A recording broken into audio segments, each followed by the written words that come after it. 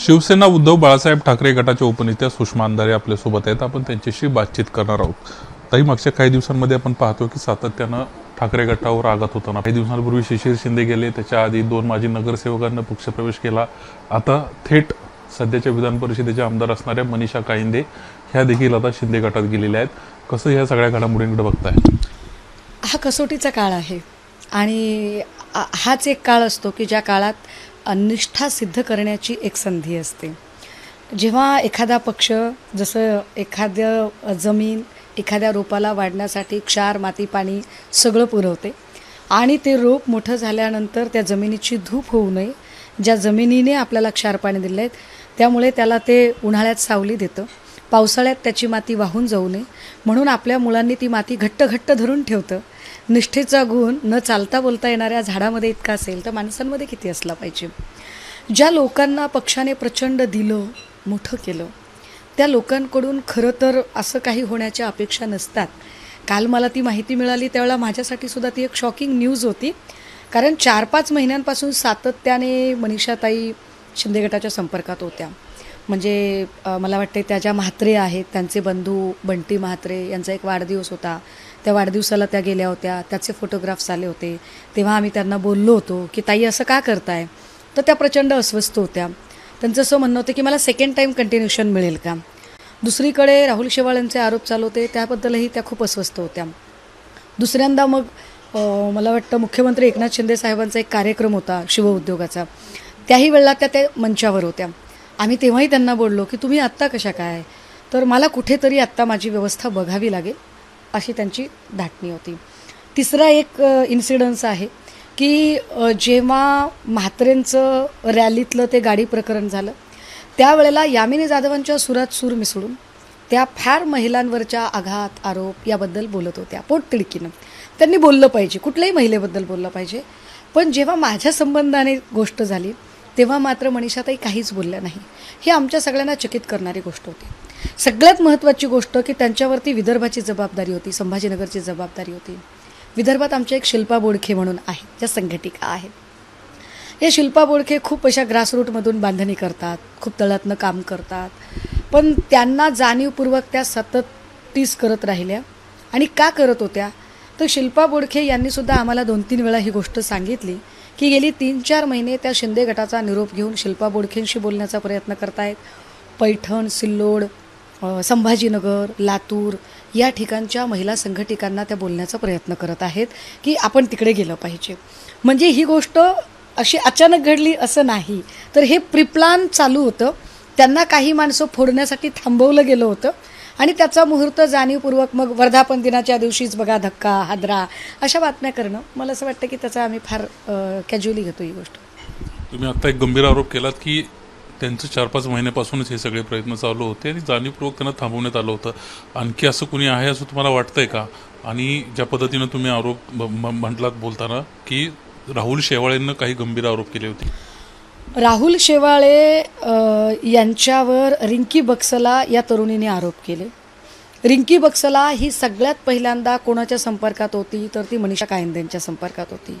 मनीषा कायंदेंना ती नोएडावरून सातत्याने संपर्क करत होती आणि त्या संदर्भात मनीषा कायंदेने सगळ्यात पहिला प्रश्न रेज केला होता सभागृहामध्ये. कारण आम्ही तर सभागृहाच्या बाहेर आहोत, मी बोलली आहे या प्रकरणावर, पण मी सभागृहाच्या बाहेर बोलली आहे.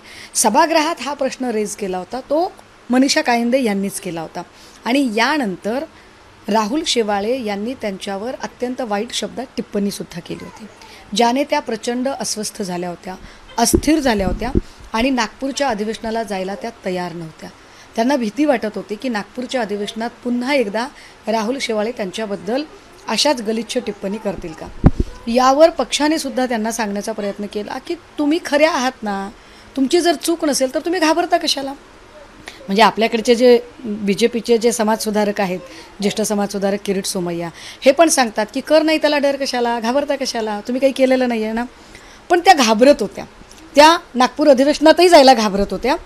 मग त्यानंतर नागपूर अधिवेशनाला जायचं त्यांनी ठरवलं, पण त्या एकच दिवस गेल्या आणि घाईघाईने परत आल्या. म्हणजे अगदी त्याला म्हणतात ना असं आपण भोपू करणे आणि परत येणे अशा पद्धतीनं त्या आल्या. पण आत्ता त्यांना डिसिजन घ्यावा लागला त्याचं कारण निव्वळ राहुल शेवाळे आहे, हेही तितकंच खरं. कारण राहुल शेवाळेंनी एक पत्र देवेंद्र फडणवीसजी यांना मनीषा कायंदे यांच्या संदर्भात लिहिलेलं होतं. आणि हे पत्र, ज्या पत्रामुळे त्या प्रचंड हैराण झाल्या होत्या. मला महिला म्हणून त्यांच्याबद्दल सन्मान आहे. महिला म्हणून त्यांना कुठल्याही पद्धतीने आहत व्हावं मला अजिबात वाटत नाही. परंतु पब्लिक डोमेनमध्ये सगळ्याच गोष्टी आहेत की त्या जेव्हा भाजपकडे होत्या त्यावेळेला त्यांनी आरोप केलेले होते. 376चा खटला चालू होता. 376च्या खटल्यामध्ये ज्यांच्यावर आरोप झाले होते मधू चव्हाण, ते मधू चव्हाण नंतर ते बाहेरही आले होते निर्दोष होऊन. आणि त्या सगळ्या प्रकरणाचा पुन्हा नव्याने चौकशी करण्यासाठी की ते कसं त्यांनी ते सगळं ग्रॅब केलं, मधू चव्हाणांकडून कशा पद्धतीने त्यांनी आर्थिक लाभ मिळवले याची चौकशी व्हावी, हे पत्र राहुल शेवाळेंनी देवेंद्र फडणवीस यांना लिहिले होते. मी आपल्याला जरा पत्र वाचून दाखवले पाहिजे की ते पत्र काय होते. मी या पत्राची कॉपीसुद्धा आपल्याला देईन. कारण जी लोक आत्ता ज्यांना वाटते नाही मला ही गोष्ट पटली नाही, मला महाविकास आघाडी पटली नाही, जर त्यांना महाविकास आघाडी पटली नाही तर मग 1 वर्ष का थांबल्या? जर त्यांना वाटतंय की नाही नाही हे चुकलेलं होतं बाबा, इकडे उद्धवजींचं चुकलेलं आहे, इकडे संजय राऊत साहेबांचं चुकलेलं आहे, तर का उद्धव साहेबांची बाजू त्या 1 वर्ष मांडत होत्या? का बरं त्या सातत्याने एकनाथ शिंदेंवरती आरोप करत होत्या? का मग त्यांनी एकनाथ शिंदेंना तुम्ही आमचं चिन्ह चोरलं असं म्हटलं? जर शिंदे योग्य असतील तर मनीषा कायंदे यांनी चिन्ह चोरल्याचा, तुम्ही आमचं चिन्ह चोरलं, तुम्ही आमचा पक्ष चोरला, तुम्ही गद्दार आहात, तुम्ही खोके घेतलेले आहेत, याचे असंख्य व्हिडिओ फुटेज आपल्याला सापडतील. आणि ते व्हिडिओ फुटेज मी ते पत्र आपल्याला जरा वाचून दाखवलं पाहिजे. ते पत्र असं आहे की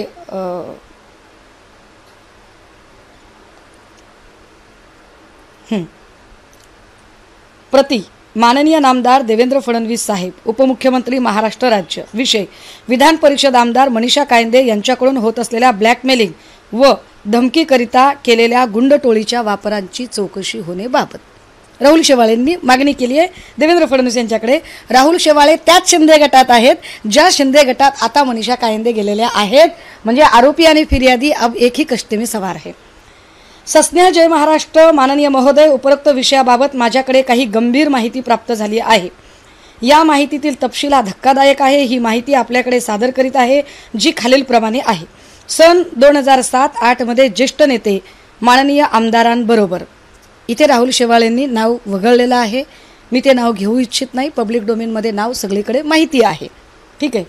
तर ज्येष्ठ नेते माननीय आमदारांबरोबर लग्न मड आयलंड बोरिवली येथील बंगल्यात ज्येष्ठ नेते माजी मंत्र्यांच्या निवडक उपस्थितीत औपचारिक पद्धतीने 2010-11 मध्ये केले.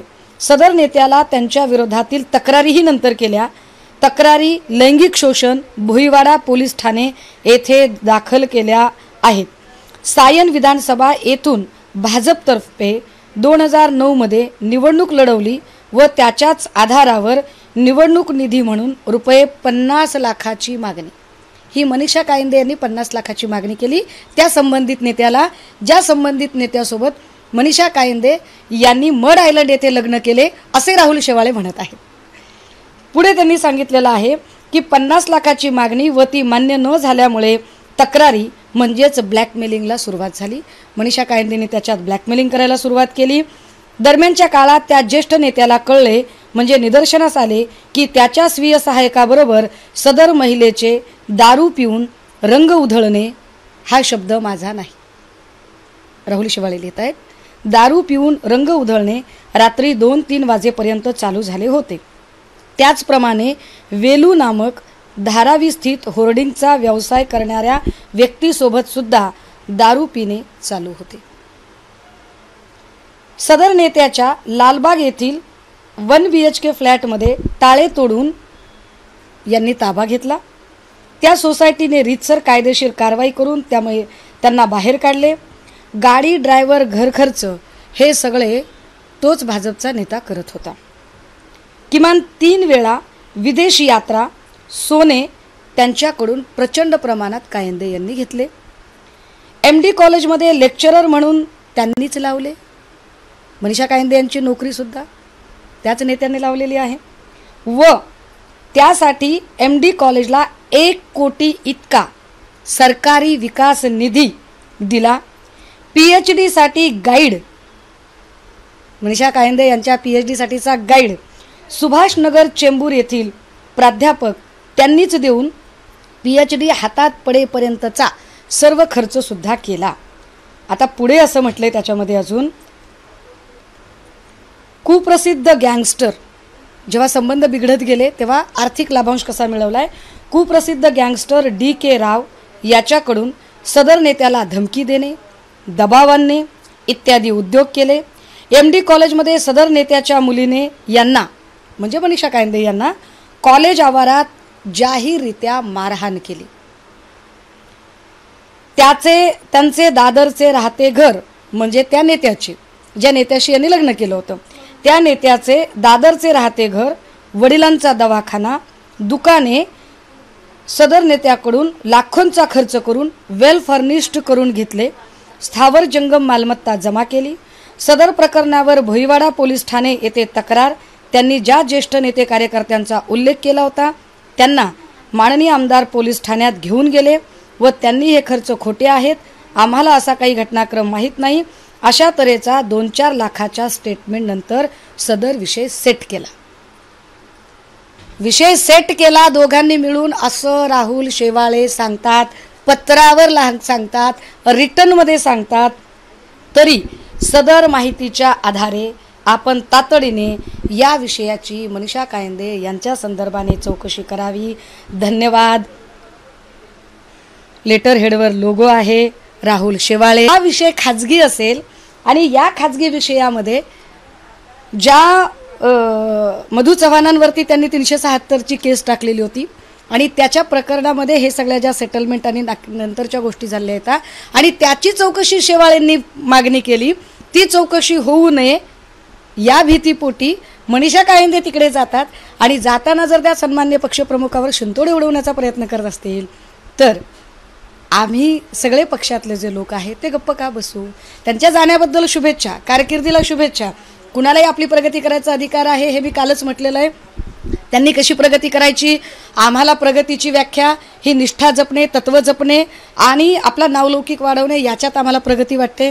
त्यांना प्रगतीची व्याख्या पैसा कमवणे, पद कमवणे, आमदारकी मिळवणे, कंटिन्यूशन मिळवणे असं वाटत असेल तर त्यांनी ती प्रगती करावी. पण ती प्रगती करताना त्यांनी दुसरीकडे जर त्यांना दगड मारायचा असेल तर त्या काचेच्या घरात राहतात, याचाही त्यांनी विचार केला पाहिजे. तर मित्रांनो, जर तुम्हाला आमचा व्हिडिओ आवडला असेल तर आमचं चॅनल सबस्क्राईब करा, लाईक करा, शेअर करा आणि बाजूला असलेला बेल आयकॉनवरती प्रेस करा, जेणेकरून तुम्हाला आमच्या चॅनल्सच्या सगळ्या अपडेट्स प्राप्त होतील.